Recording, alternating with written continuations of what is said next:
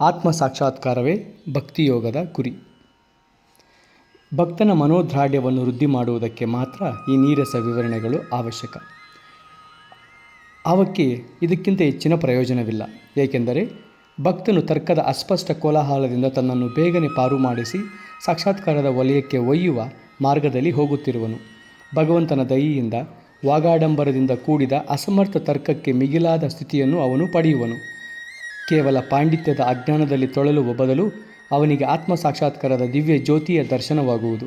ಅವನು ಇನ್ನು ಮೇಲೆ ತರ್ಕ ಮಾಡಿ ನಂಬಬೇಕಾಗಿಲ್ಲ, ಪ್ರತ್ಯಕ್ಷವಾಗಿ ನೋಡುವನು. ಹೀಗೆ ದೇವರನ್ನು ನೋಡುವುದು, ಭಾವಿಸುವುದು, ಆನಂದಿಸುವುದು ಎಲ್ಲಕ್ಕಿಂತ ಮಿಗಿಲಲ್ಲವೇ?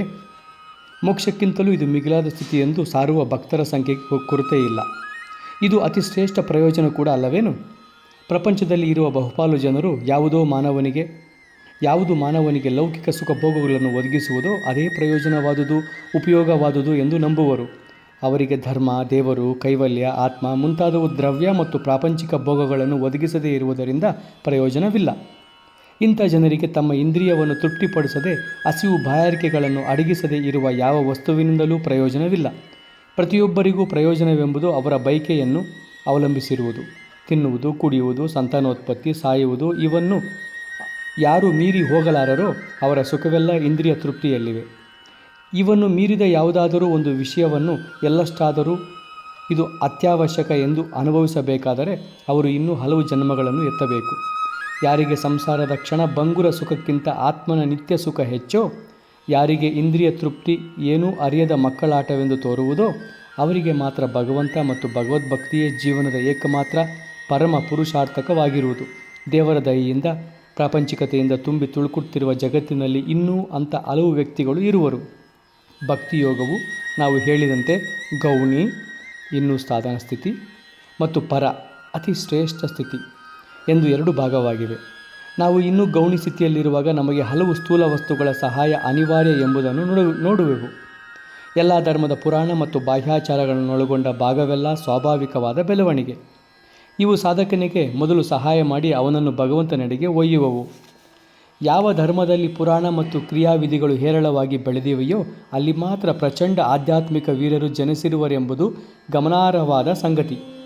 ಸುಂದರವಾಗಿರುವ, ಭವ್ಯವಾಗಿರುವ, ಕಾವ್ಯಮಯವಾಗಿರುವ ಭಾಗವನ್ನೆಲ್ಲ ದೇವರೆಡೆಗೆ ತೆವಳುತ್ತಿರುವ ಎಳೆಯ ಮನಸ್ಸಿಗೆ ಸಹಾಯಕವಾಗಿರುವ ಭಾಗವನ್ನೆಲ್ಲ ನಾಶ ಮಾಡಲೆತ್ನಿಸುವ ಶುಷ್ಕ ಮತಭ್ರಾಂತಿ ಪ್ರೇರಿತವಾದ ಧರ್ಮಗಳು ಆಧ್ಯಾತ್ಮಿಕ ಚಾವಣಿಗೆ ಆಧಾರಭೂತವಾದ ಮೂಲ ಸ್ತಂಭಗಳನ್ನೇ ಕಿತ್ತೊಗೆಯಲು ಹವಣಿಸುತ್ತಿರುವವು. ತಮ್ಮ ಮೌಢ್ಯತೆಯಿಂದ ಯಾವುದೋ ಒಂದನ್ನು ಸತ್ಯವೆಂದು ಭ್ರಮಿಸಿ ಜೀವ ಪೋಷಕವಾದುದನ್ನೆಲ್ಲ ಜೀವಿಯಲ್ಲಿ ವಿಕಾಸವಾಗುತ್ತಿರುವ ಆಧ್ಯಾತ್ಮಿಕ ತರುವಿಗೆ ಸಾರಭೂತವಾದ ಪೋಷಕ ದ್ರವ್ಯವನ್ನೆಲ್ಲ ನಾಶ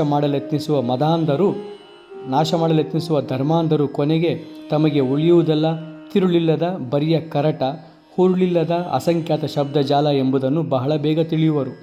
ಬಹುಶಃ ಕೊನೆಗೆ ಸ್ವಲ್ಪ ಸಮಾಜ ಸಂಸ್ಕರಣ ಅಥವಾ ಸಮಾಜ ಸುಧಾರಣೆ ಮಾತ್ರ ಅವರ ಪಾಲಿಗೆ ಉಳಿಯಬಹುದು. ಇಂತಹ ಧರ್ಮಾನುಯಾಯಿಗಳಲ್ಲಿ ಬಹುಪಾಲು ಜನ ತಿಳಿದೋ ತಿಳಿಯದೆಯೋ ಚಾರ್ವಾಕರು. ಅವರ ಜೀವನದ ಮುಖ್ಯ ಗುರಿಯೇ ಇಹಪರಗಳಲ್ಲಿ ಇಂದ್ರಿಯ ಸುಖವನ್ನು ಅನುಭವಿಸುವುದು. ಇದೇ ಅವರ ಇಷ್ಟಾಪೂರ್ತ ಪರಮ ಪುರುಷಾರ್ಥ. ಮಾನವನ ಐಹಿಕ ಸುಖಕ್ಕೆ ಕಾರಣವಾದ ಕಸಗುಡಿಸುವುದು, ಚರಂಡಿ ಬಳಿಯುವುದು ಮತ್ತು ಇನ್ನೂ ಇತರ ಸಾಮಾಜಿಕ ಕರ್ಮಗಳೇ ಅಂಥವರಿಗೆ ಜೀವನದ ಪರಮ ಸಾರ್ಥಕ ಪುರುಷಾರ್ಥಕವಾಗುವುದು. ಇಂತಹ ಅಜ್ಞಾನ ಮತ್ತು ಮತಭ್ರಾಂತಿಯಿಂದ ಕೂಡಿದ ವಿಚಿತ್ರ ವ್ಯಕ್ತಿಗಳು ಎಷ್ಟು ಬೇಗ ತಮ್ಮ ನೈಜ ಗುಣದಿಂದ ಹೊರಬಂದು ತಾವು ಸೇರಬೇಕೆಂದಿರುವ ಜಡವಾದಿ ನಾಸ್ತಿಕವಾದಿಗಳ ಪಂಗಡಕ್ಕೆ ಸೇರಿದರೆ ಜಗತ್ತಿಗೆ ಅಷ್ಟು ಮೇಲು. ಒಂದು ಕಣದಷ್ಟು ಧರ್ಮಾನುಷ್ಠಾನ, ಆತ್ಮ ಸಾಕ್ಷಾತ್ಕಾರ ಒಂದು ಮಣ ಮಾತಿಗಿಂತ, ಒಣ ಹೆಮ್ಮೆಗಿಂತ ಮೇಲು. ಈ ನೀರಸ ಶಬ್ದಾಡಂಬರ ಮತಭ್ರಾಂತಿಯಿಂದ ಪ್ರಚಂಡ ಆಧ್ಯಾತ್ಮಿಕ ಜೀವಿಯೊಬ್ಬ ಉದ್ಭವಿಸುವುದನ್ನು ತೋರಿಸಿ. ಸಾಧ್ಯವಿಲ್ಲದೆ ಇದ್ದರೆ ನಿಮ್ಮ ಒಣ ಹರಟೆಯನ್ನು ನಿಲ್ಲಿಸಿ. ಸತ್ಯದ ಶುಭ್ರ ಜ್ಯೋತಿ ಬರುವುದಕ್ಕೆ ನಿಮ್ಮ ಹೃದಯ ಕವಾಟಗಳನ್ನು ತೆರೆಯಿರಿ. ತಾವು ನಿಜವಾಗಿ ಏನನ್ನು ಮಾತನಾಡುತ್ತಿರುವೆವೋ ಎಂಬುದನ್ನು ಅರಿತ ಭರತ ಖಂಡದ ಮಹಾತ್ಮರ ಪಾದ ತಳದಲ್ಲಿ ಮಕ್ಕಳಂತೆ ಕುಳಿತುಕೊಳ್ಳೋಣ. ಅವರು ಹೇಳುವುದನ್ನು ಲಕ್ಷ್ಯವಿಟ್ಟು ಕೇಳೋಣ.